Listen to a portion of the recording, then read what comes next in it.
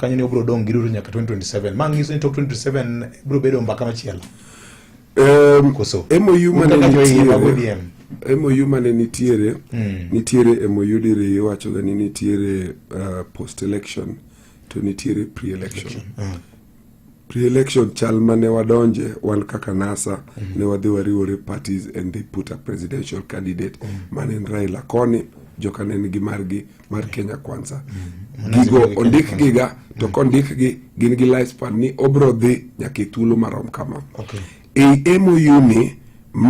en gi 10 point agenda 10 point agenda ni nitiere gik moko manwa wuoye ni nitiere some of those things ma touch on extrajudicial killings, nitiere cost of living, nitiere unemployment, nitiere devolution, nitiere human rights, gigik mamoko, gigo nitiere including some of the things mane nitiere e NADCO, mane poko bedo implemented. So systematically, gigi nen gik monego beni itimogi to negi dhi culminate before the election. Koro ODM maybe bedo e thuolo makoro onyalo decide